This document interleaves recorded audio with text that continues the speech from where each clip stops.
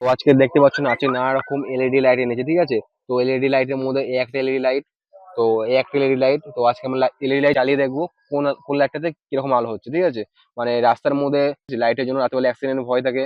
তারপরে তোমার যেখানে ছোট ছোট খাল মাল থাকে, যদি কুকুর মুকুর বা শিয়াল মেরে চলে আসে, তো লাইটের জন্য খুবই পরিমাণে প্রবলেম করে। তো তার জন্য আমরা নানা রকম এলইডি লাইট এনেছি।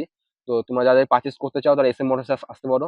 তো আমি তোমাদের একবার লাইট গুলো জ্বলে দেখাচ্ছি, কোন লাইটটা কিরকম পাওয়ার। তো প্রথমে আমি এই লাইটটা জ্বলে দেখাচ্ছি, এই লাইটটা কতটা পরিমাণে পাওয়ার হতে পারে। দেখতে পাচ্ছ সামনে এখানে পুরো খোলা জায়গা, পুরো এই রাস্তাটা দেখতে পাচ্ছ।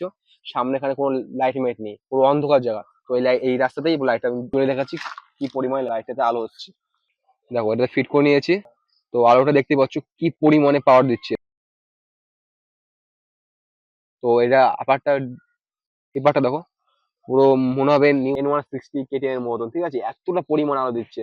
যাদের গাড়িতে লাইট নিয়ে খুবই প্রবলেমে আছো, তারা এজিজি কোম্পানি এই লাইটটা ফিট করতে পারো গাড়িতে। এই লাইটটাতে তো কি কি পরিমাণে পাওয়ার হচ্ছে।